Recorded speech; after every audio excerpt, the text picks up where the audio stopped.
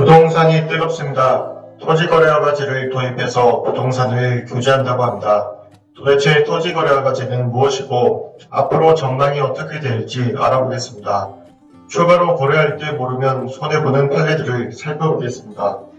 안녕하세요. 국민중개사 SY입니다. 오늘 다룰 주제는 다음과 같습니다. 먼저 토지거래허가 제도란 무엇인지 살펴보겠습니다. 그 다음 앞으로의 전망을 살펴볼 것이고 마지막으로 모르면 손해보는 판례들을 함께 살펴보겠습니다. 먼저 토지거래허가 제도란 토지의 투기적인 거래가 성행하거나 성행할 우려가 있는 지역 및 지가가 급격히 상승하거나 상승할 우려가 있는 지역에 땅 투기를 방지하기 위해 설정하는 구역으로 1979년 처음 도입되었습니다. 즉 가격이 급등할 조짐이 보이니 규제를 하겠다는 내용인데요. 주식으로 치면 사이드카, 서킷 브레이커와 유사한 취지로 사용되는 제도입니다. 최근 서울 송파구 장실동, 강남구 삼성동, 청담동, 대치동이 토지거래 허가구역으로 지정이 되었지요. 만약 매수자가 취득한 토지를 허가 목적대로 이용하지 않으면 정부는 3개월의 이행기간을 부여하고 이행강제금을 부과합니다. 이행강제금은 이용 의무기간, 주거용은 3년, 사업용은 4년이 끝날 때까지 1년에 한 번씩 취득가액의 10% 내에서 부과됩니다. 매수자가 상가를 이용하지 않고 방치하면 10%, 임대하면 7%, 다른 목적으로 사용하면 5%를 부과할 수 있습니다. 예를 들어 10억원짜리 상가를 사서 임대를 주면 1년에 한 번씩 7천만원의 벌금을 내야 하는 것입니다. 둘째, 앞으로의 전망입니다.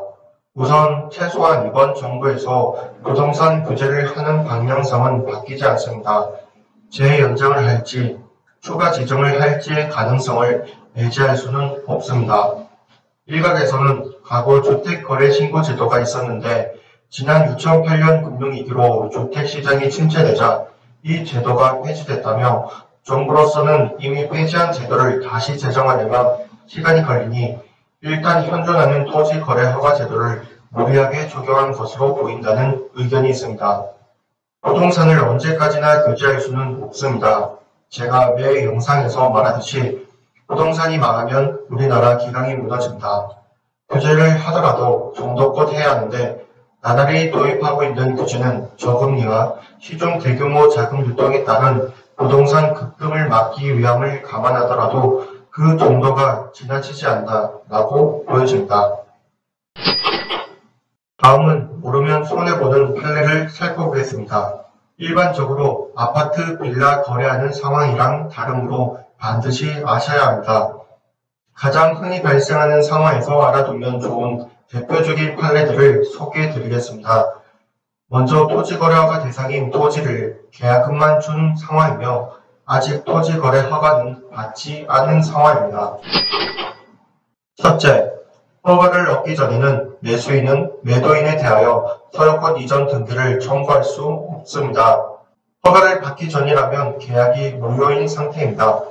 조건부 소유권 이전도 안되고 관련해서 일체 안됩니다. 예를 들어 허가받을 것을 전제로 계약을 체결한 경우에도 허가를 받기 전까지는 유동적 무효의 상태입니다. 이때 처음부터 허가를 배제하거나 잠탈한 경우에는 부동산거래신고법 위반으로 확정적 무효가 됩니다. 이는 강행법규이기 때문입니다. 혹여나 이런 용어들이 생소하게 느껴진다면 토지거래허가 없이는 계약이 유효로 될 수 없다. 이것만 기억하시면 됩니다. 둘째, 매수인은 매도인에 대하여 계약금에 대한 부당이득 반환을 청구할 수 없습니다. 확정적 무효로 된 후에야 부당이득 반환을 청구할 수 있습니다. 셋째, 만약 중도금이 지급되지 않은 상황에서 여전히 허가를 받지 못했다면 매수인의 중도금 지급 의무는 발생하지 않았으므로 매수인이 중도금 지급 기일에 중도금을 지급하지 않더라도 매도인은 계약금을 몰수할 수 없습니다. 이상하게 보이나요?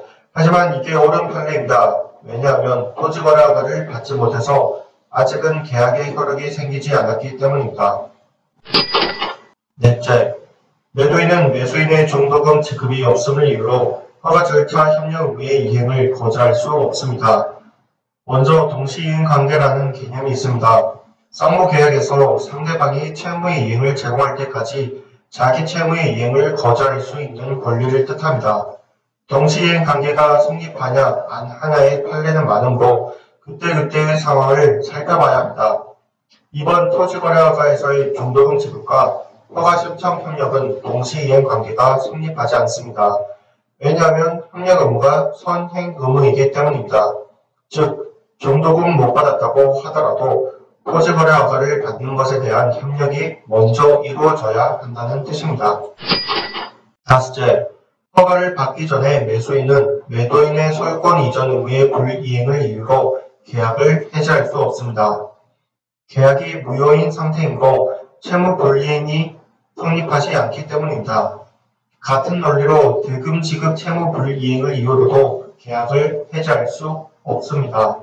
첫 번째 말씀드린 것처럼 허가를 받기 전에는 계약의 물권적 효력은 물론이고 채권적 효력도 전혀 발생하지 않습니다. 따라서 권리의 이전 또는 설정에 관한 어떠한 청구도 할 수 없습니다. 여섯째, 매수인은 매도인의 허가 신청 협력 의무 불이행을 이유로 계약을 해지할 수 없습니다. 허가를 받기 위한 협력 의무는 부수적 의무에 불과하기 때문입니다. 그럼 주된 의무는 무엇이고 부수적 의무는 무엇이냐고 궁금해하시는 분들이 계실 텐데 일단 여기에선 토지거래 허가를 받는 행위가 부수적 의무에 해당한다 정도만 아시면 되겠습니다.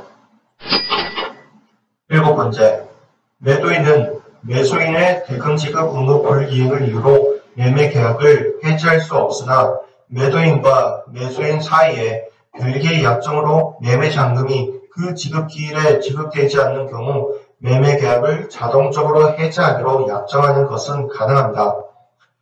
2010년 대법원 판례인데요. 해제 조건부로 계약을 한 것입니다. 당사자들끼리 약정된 사유로 해제를 하는 것은 가능합니다. 여덟 번째, 허가를 받기 전이라도 매도인은 계약금의 배액을 매수인에게 상환하고 계약을 해지할 수 있습니다. 계약금에 의한 해제는 가능합니다. 아홉 번째, 매도인은 매수인의 협력 의무 불이행으로 인한 손해배상을 청구할 수 있습니다. 여섯 번째와 비교해서 아시면 좋은 내용입니다. 협력 의무는 부수적 의무에 해당한다고 말씀드렸습니다. 따라서 부수적 의무이므로 해제를 못한다고 말씀드렸습니다. 하지만 손해배상은 청구할 수 있습니다. 열 번째, 매수인이 토지를 다른 사람에게 가령 병돌이 전매하고 세 사람 간의 중간 등기 생략의 합의에 따라 최초 매도인과 병돌이를 매매 당사자로 하는 토지 거래 허가를 받아 병돌이를 명의로 소유권 이전 등기가 종료된 경우 그 등기는 실체 관계에 부합하지 않으므로 무효입니다. 각 매매가 모두 허가를 배제하거나 잠탈하는 내용의 계약으로 확정적 무효가 됩니다.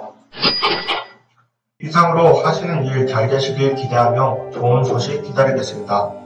궁금하신 사항은 문의 주시면 성심성의껏 답변 드리겠습니다. 그리고 직접 도움 드릴 수 있게 구독 부탁드립니다. 추천 영상도 함께 시청해 주십시오. 감사합니다.